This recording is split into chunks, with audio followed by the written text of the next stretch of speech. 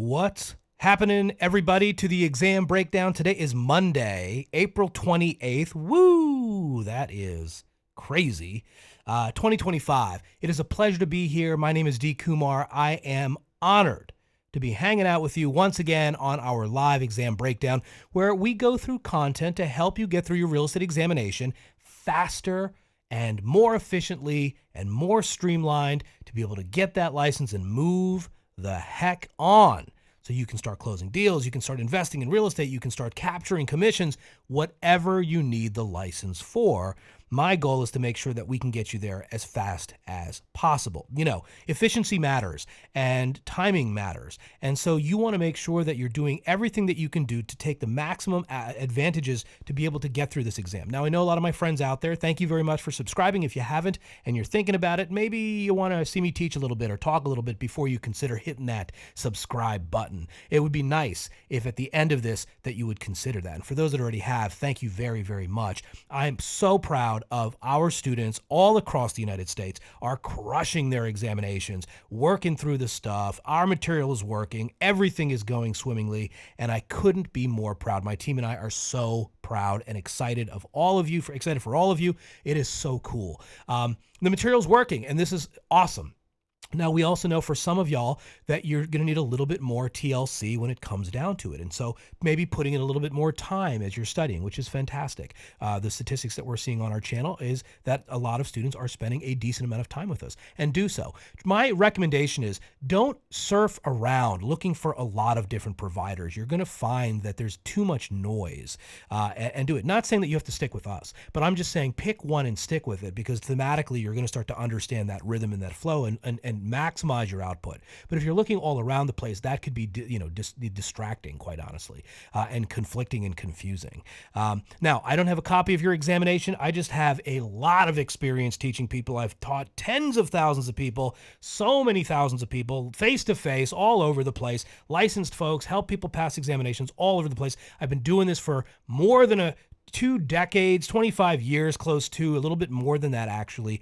I love teaching. Now, don't ask me why. I have no clue, but it is in my DNA to want to help. And I'm very good at explaining exceptionally hard concepts and bringing them down and learning how to gamify an examination and understanding how to pass stuff. And so that's my expertise that I think I have. Again, I'm pretty I've helped a lot of people, so I know that I have the statistics to prove it. But the reality is I'm just someone that loves to teach people, and I really appreciate being here, and I really appreciate the opportunity to take a little bit of time and listen to me. Now, if you miss it live, no big deal. Put some messages in the comments. If you are not able to do it, we're going to repost this video immediately after, so you'll be able to watch this. And if you have questions, leave them in the comments. Reach out to us. If there's things that we can do to help you, then we will. All right, so here's how it's going to go.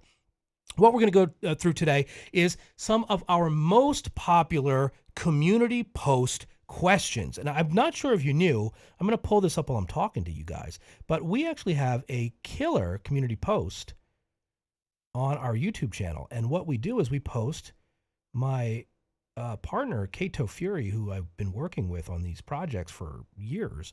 Let me see if I can just type this up for you real quick, find this for you, and show you where to find it. All right, let me show you this. Let me show you something. All right, so check it out. Here is our YouTube channel, right? It says D. Kumar Real Estate. And if you go here, you're going to find there's a bunch of cool things. It says, hey, dude, you're live right now. Yes, I am. All right, so like videos, obviously, shorts, obviously. And then like really the thing that I wanted to show you here is if you go to posts and you kind of scroll down, every day virtually, we are posting a really, really good test question. So it's the question of the day kind of thing. And these questions are fantastic. And so we get a lot of responses. Like, just recently we posted this and we had about 400 answers. So what we do is we take and compile the data once we have it. And then we kind of go off and we show our audience sort of what the answer spread was and kind of like what was wrong. What was clearly wrong was the most popular wrong answers. So we kind of rate it for you based off of our feedback that we're gathering to kind of show you where the tricks and the tips and the traps possibly are. Try to say that 10 times fast. And, it really, really helps to, in some of these questions. So I'm going to go through a few of them today, our most popular ones recently, the ones that have been getting like crazy, interaction. But don't forget, if you're subscribed to our channel in your feed as you're scrolling, doom scrolling, as I like to call it, you'll come across our questions, which are like sort of a breath of fresh air, if you will, if you're studying for this examination. Again, YouTube has its constraints because it's doom scrolling. There's lots of shiny objects to look at, and in addition to studying, it's one of those things. Sometimes it's a little bit counterproductive, and so I think that there's other advantages to studying materials and focusing on very specific things as you're doing stuff, which is one of the reasons why we created a masterclass for the real estate examination stuff, because I just know for a fact that some of the stuff is going to help people on YouTube, and then for other folks, it's just not going to help. They need a little bit more hand-holding and a little bit more work, and sort of that's the opportunity. Now, I will put this in your lap, and then we're going to get started. I want you to remember that there are opportunities that are being lost if you don't work on getting through this licensing exam. And so a lot of people, I don't want to say this in a crass way, but die on this hill. All right. They never take the test. As a matter of fact, that's like the number one reason why people don't pass this examination. They just never take the test. Life comes up, something comes up. Obviously, it's going to come up for all of us, by the way. Right. So you have to, strike. You have to go in there and do it right away. You have to set a test date. So go in there. And if that's you that I'm speaking to right now, go set a test date. Just go do it. The worst that's going to happen is you're not going to pass. Big deal. Who cares? In the scale of 0 to death, as I've explained it to so many of my students, how bad is failing an exam? Life is pretty good, and death is like the ultimate worst thing, right? So on a scale of 0 to death, how bad is it? It's not that bad. So do yourself the favor. For those that haven't, commit right now or today or this week to a test date. Set the date. Drop it in the comments. Let us know when you're taking it, and then we will root you on as long. And even if you fail, reach back out. Don't be embarrassed. People fail. And just let us know what your experience was and see if we can give you some words of advice. We love doing that, all right? That's what we're here for. So please take advantage. At the end of the class, I will also show you some study guides that are killing it for people, refocusing them, and they're keeping them offline. These are things that you can do and focus and study. Some people just need direction. Dude, what do I study, D? How do I study for this? What do I start with? What can I ignore? What can I avoid? The average student, believe it or not, studies this stuff after pre-licensing for anywhere between 100 and 120 to 150 hours before they actually take the exam. Many students don't even pay attention during the pre-licensing class, believe it or not. That might be one of you, where you're drinking water through a fire hose, and then you're like, oh, I'll just tell myself, I'll study this stuff later. I just need to get through the hours. And that's normal too, right? So again, I know all of the stories. I know all of the psychology. I know all of the DNA. I know everything about what, because I've trained so many thousands and thousands of folks, and patterns repeat themselves. And you're nothing unique in terms of that. You, however, do need to get licensed because you are unique in terms of what you can do for your family. And I want you to remember that once you get this, if this is the thing that's going to lead you to that next thing, that's the next thing, and the next thing that's going to help you be successful, that is what I want. All right. So with that being said, hopefully that'll give you a little bit of encouragement. Just sign up for the test. It's all right. Let's go into today's content, and let me show it to you. This is our store. I'll show you this in a minute. Let's just go through some content so we can check some stuff out. All right. So let's take a peek. These are, let me get over here. Look at that. Check that out. All right. Boom. All right, I'm just going to kind of be here and right here. All right. So let's take a peek here. These were our community post questions. We had a lot of interaction. I want to show you this. So which expense is never included in a net operating income, the NOI statement, for an investment property? Letter A, debt service. Letter B, insurance. Letter C, property taxes. Letter D, management fees. Which expense is never included in a net operating income and NOI statement for an investment property? And the answer? Letter A, debt service. All right, so check it out. 54% of our community answered A as the correct answer. Good for you, community. Also, keep in mind that the average pass-fail rate for first-time test takers across the United States, generally speaking, has been a historic 50%. So roughly 50% of first-time test takers are going to fail this exam, and 50% of you are going to pass. This question puts us a little bit above that in that logic. And again, in terms of like just understanding this concept is 100% going to be on the examination. So you want to know that debt service, another phrase for debt service is like the mortgage payments or loan repayment.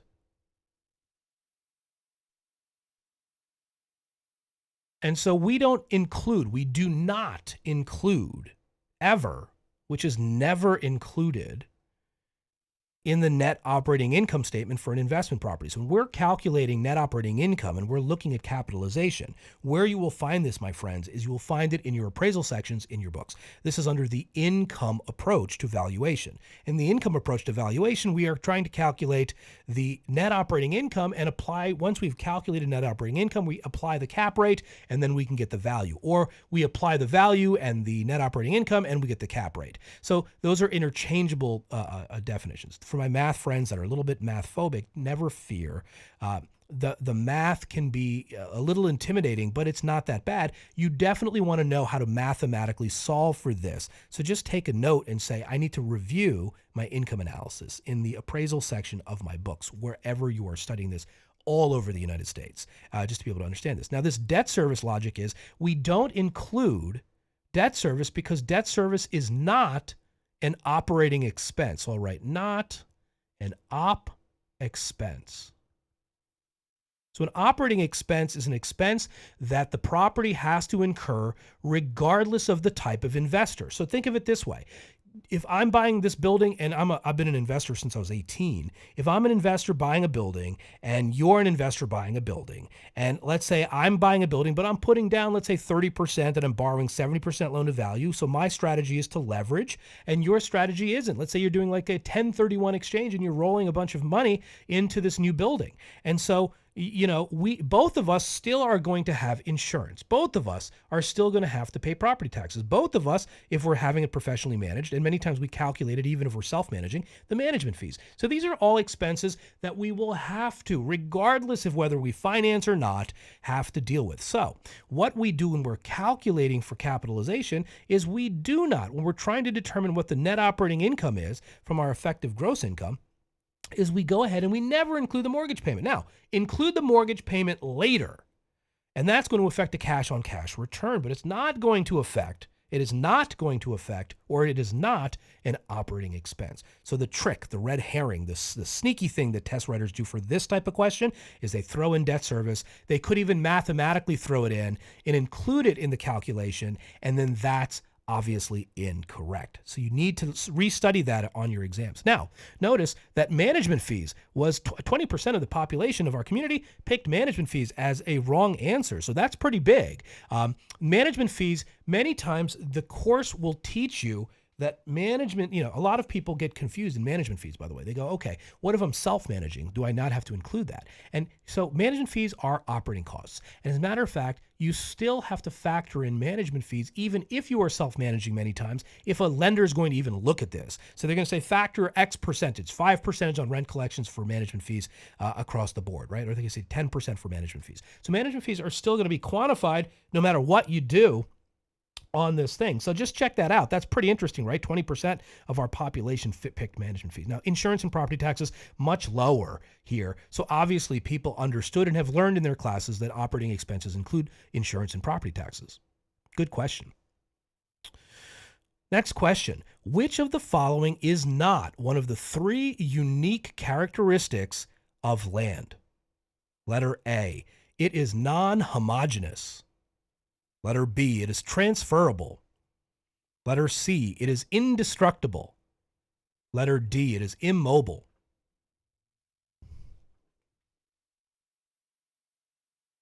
Which of the following is not one of the three unique characteristics of land? And the answer? Letter B, it is transferable. Now check this out. 33% of our community figured this correctly. 33%. The number one wrong answer was letter A. Look at that. 35% of people thought that. Now, what is homogeneous? Homogeneous means it's the same as everything else. So have you ever been, I'm just asking, I mean, obviously you guys can't answer me, or I can ask a bit rhetorically, or maybe you will in the chat. But have you ever been to a cookie cutter community where all the houses look the same? So they are all somewhat homogeneous to each other. Why? Because many times developers will build things congruently because it adds value. Congruency adds value. Consistency adds value. It's an economic principle of valuation many times. But something that is non-homogeneous means it is unique. So you needed to know that the phrase non-homogeneous means the same as the word unique. And I can share with you, a lot of students over the years don't know that. So it could, homogeneity. It could be non-homogeneous, heterogeneity. That's another phrase that you see. So sometimes a test writer could be pesky here. They're going to play with you on this. And this is a very rudimentary question. You'll learn this in like your first chapter of real estate class. And, it's like the 3 unique characteristics of land. That's where you're going to find it, right? Or real property in the law. That's typically the section. And then you go in there and you're like, okay, non-homogeneous. And many people are like, dude, I got this one. This is easy. And if this is a game of inches, how many out there, this could be you, have like taken the exam and failed it, and you were like, oh my God, I got like a 73. It was 75 to pass. Or I was like right there, I got a 68. Wow, man, I was so close. And then you get close every time. And if you failed it multiple times, you've gotten close and close and close. Sometimes you'll see a slip, but you'll many times be around that same realm. And many times it's because of stuff like this. So if you just go in there like we're doing now and get a little bit more granular with an expert, somebody that kind of knows this a little bit ahead of you in terms of like knowledge on exams and subject matter, and you're like, whoa, this is a trick. And the phrase non-homogeneous threw people off. They picked this, and that's why. But 33% of us got it right here. It's transferable. That isn't unique. All real estate is transferable. It is indestructible, 19%. That's still a pretty high percentage here. And then it is immobile. So what I'm going to say here, if I'm analyzing this for a private student or private client groups, which that's primarily what I do, is I'm going to say, look, the statistics here are really, really decent. This is something you just want to know. The 3 characteristics of land is immobile, indestructible, and unique. And unique, they sometimes throw in phrases like that. All right. So that's the unique characteristics of land. And they also look at the phraseology, because one of the characteristics of land is its uniqueness. And there's a little deception here. It says 3 unique characteristics. So it's a good question because it really messes with your head a little bit when you're trying to figure this out. Good question.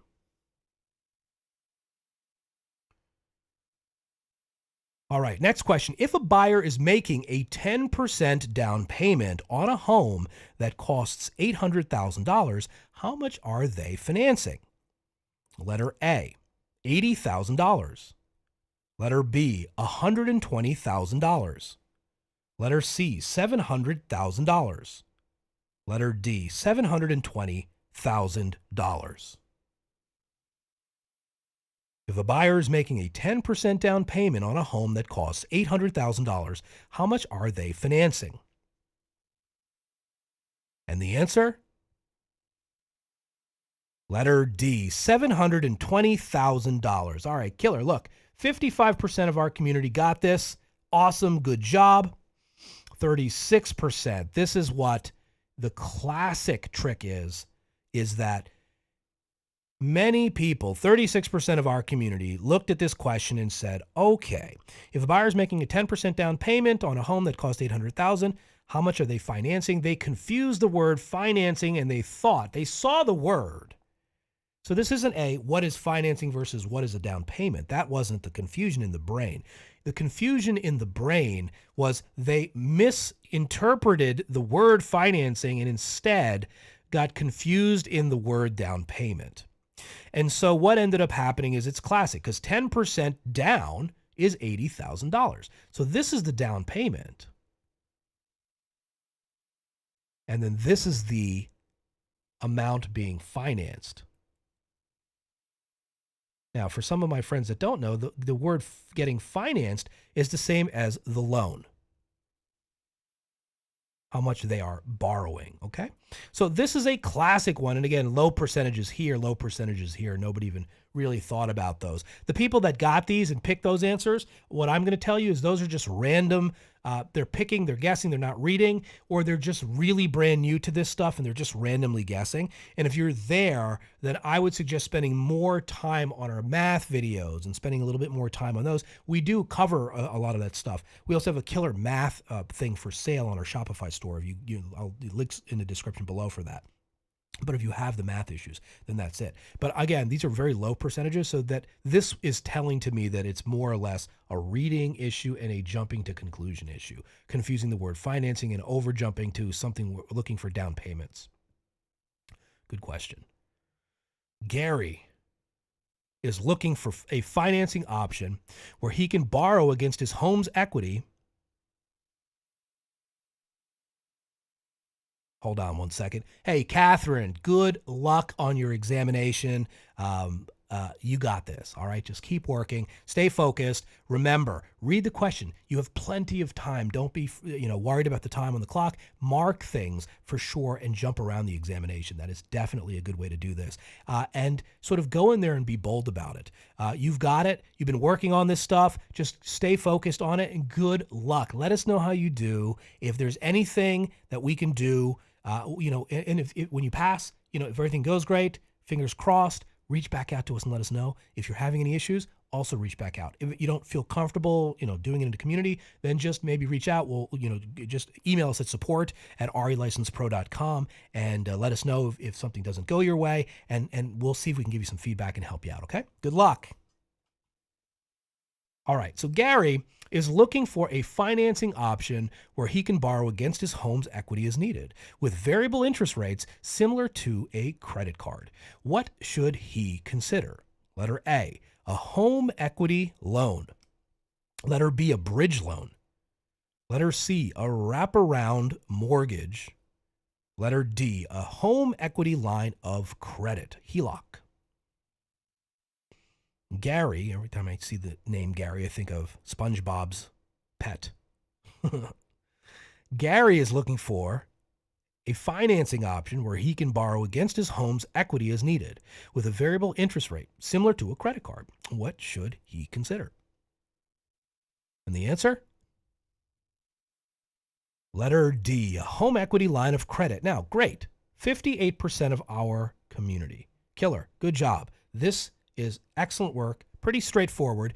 However, 35% of our community did pick home equity loan. Now, if you're going to see a question like this is how they're going to bring it. That would be my supposition, my guess. And I'll tell you why, because many students will confuse the issue of what is a home equity loan versus what is a home equity line of credit. Now, there are some buzz phrases in this test question that I'm just going to mark for you to show you that. So number one, they're both financing options. These are all financing options. So that's something there where he can borrow against his home's equity. All right, so borrow against a home equity automatically would say that B is out and C is out in terms of equity directly in this sort of question. And as you can see here, 4% and 3% respectively. These would be folks that either just hit the wrong button or jumped to conclusions or just didn't know the answer and you have to go back and study and stuff like that. But for those that sort of 50-50 process of elimination it, and you're now down to A and D, which is where we are in this shoot match, as needed with variable interest rates. All right, so an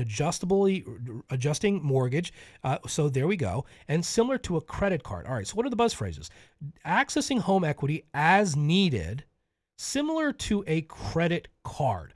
These two phrases right here are going to pull me away from letter A and completely land me on letter D. So a home equity loan could be variable. It could be a variable rate. So that really doesn't mean that it's not a home equity loan. But what is the telltale? The actual telltale is it's accessing this stuff as needed and similar to a credit card. And therefore, and yes, it happens to have a variable interest rate. This is typically based on prime, right? So like, what is this compared to the letter A home equity loan? And that's why 35% of folks got it wrong.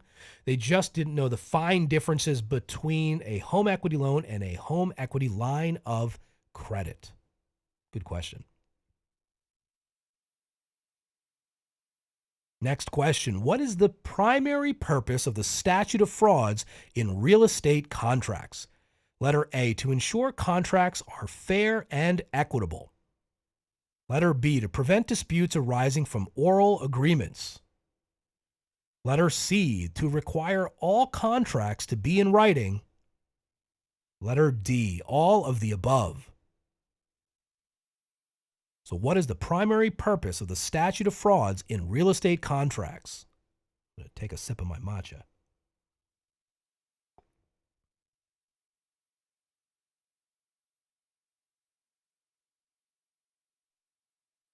And the answer?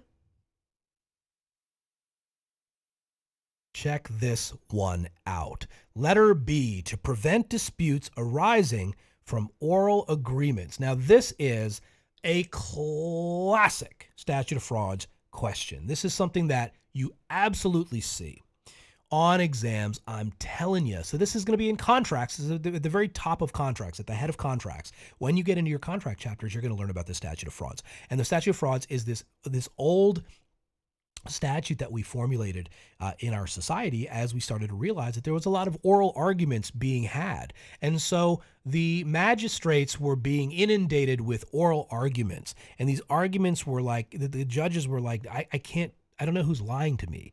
I don't know what's happening in these contract disputes. So get out of my court. Come back when you have something in writing. And so let's pass the statute of frauds. And basically the statute of frauds' primary purpose is dealing with oral contracts, right?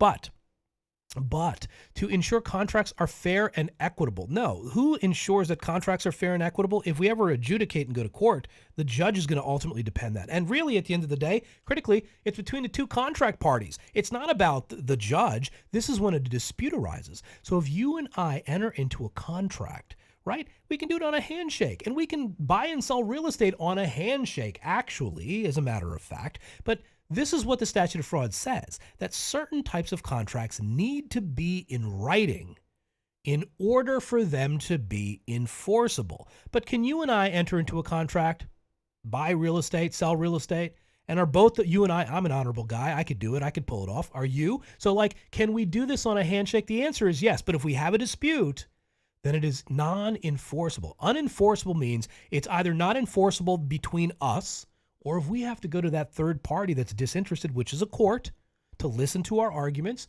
to say, hey, these are the things that happened and we're fighting about this. Can you help us figure it out? The real estate contract has to be in writing in order to be enforceable. So number one, you need to know enforceable means many instances in court, not between the parties, but it could.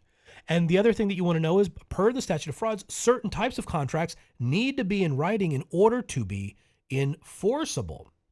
All right. So that is a huge, huge fundamental thing. And look at this question. Look at the answers to this question. I'm just going to kind of pause a little bit because I really want you to see this. This is crazy. And the reason why I'm pausing here, because this is pretty important, is that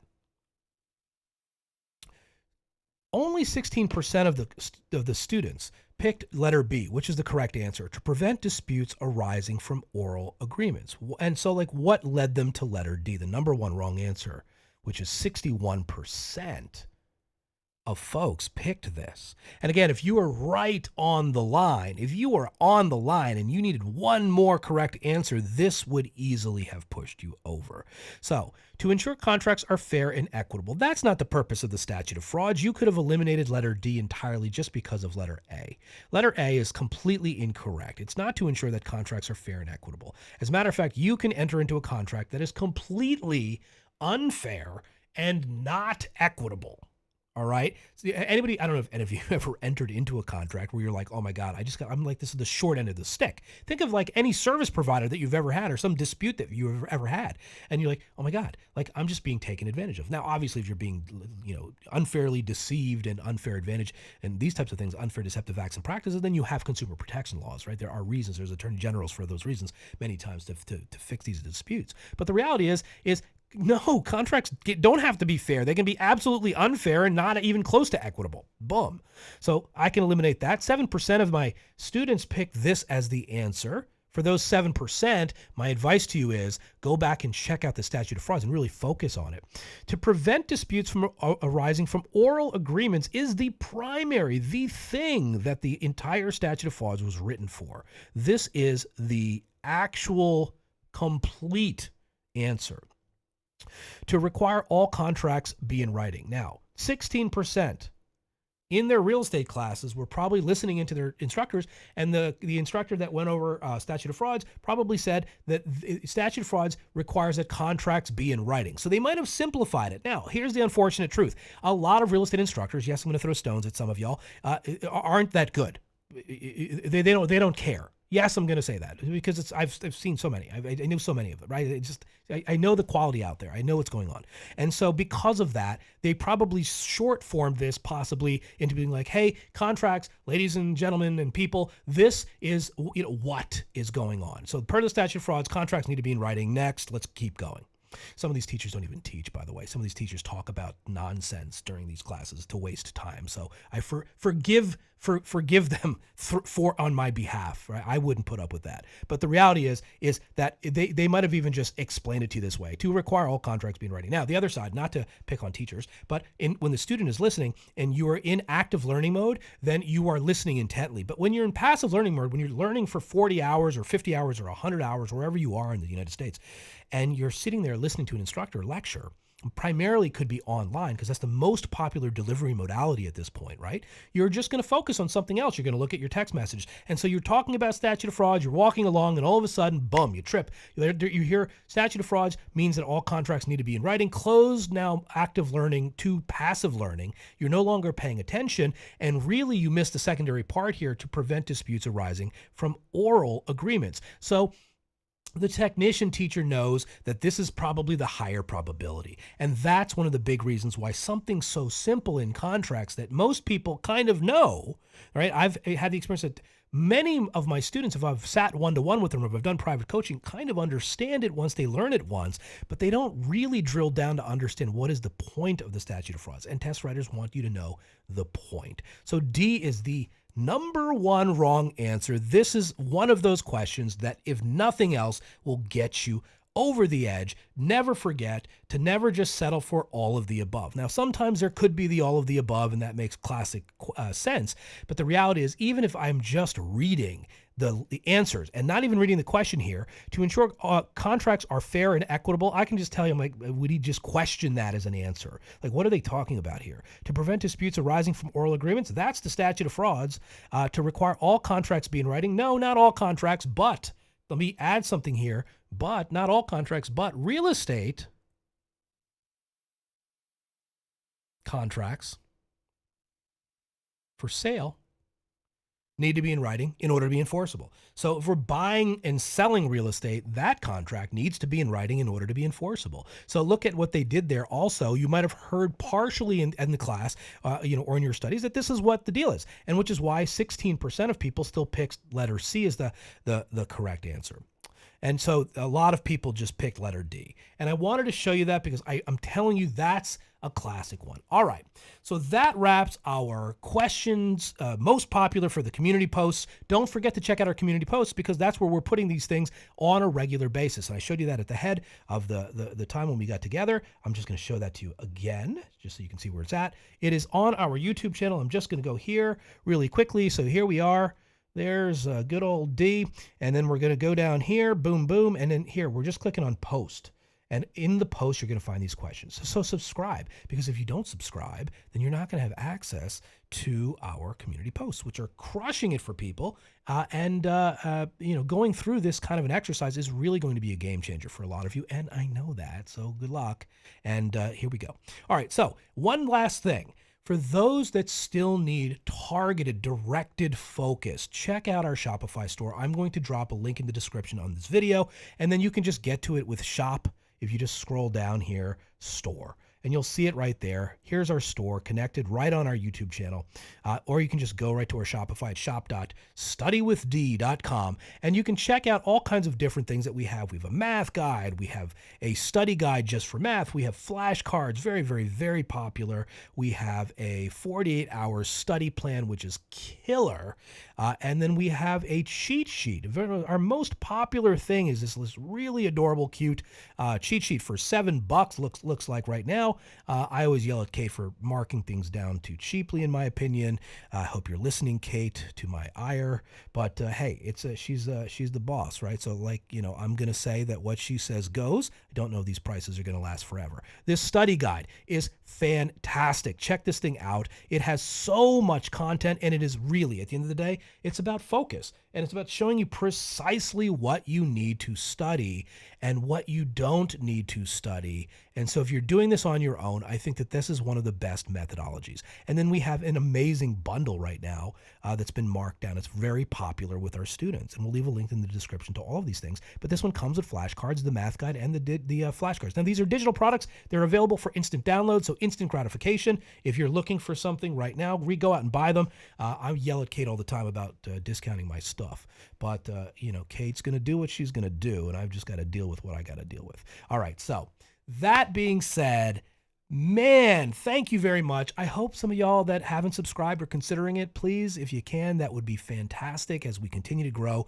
We couldn't grow and putting in all of this effort into trying to help as many folks as possible. We want to help many, many more. So please share this channel with folks. Tell people to check it out if they're studying. If you know of people, if you run a brokerage and you're looking to help people pass, think about us. We know what we're doing. We've been doing this for a long, long time. We also have a masterclass for it's a much higher ticket item, but it has access to me personally, which is really, really cool. I typically, what I get billed out to do is I help corporations and enterprise level brokerage, recruiters, and et cetera, really dial down their executives. Many times it's face-to-face. It could be getting them onboarded, getting them through this examination. It could be a really top producing agent, and they don't want to waste this person's time. They want to sort of white glove service them, and we get called in. I get pulled in to teach folks how to pass examinations. Some of these folks haven't even been in a classroom in 20, 30 years, and there's a lot of ring rust, or they're coming from another industry, or et cetera. And sort of that's what we specialize in. So I have had so many test cases, so many examples of high producing agents that are producing millions and millions in commissions annually on a consistent basis that I was, as a blessing, been a part of to help them get through examinations and passing. And you would think it's not that big of a deal, but it really is, because it's one of those things that hold up lots of people. Think of residential real estate, for example. There's seasonality patterns. If you're not licensed and ready to go, you're going to miss the spring market, which could be 80% of your revenue if you're getting into residential real estate. So opportunity costs.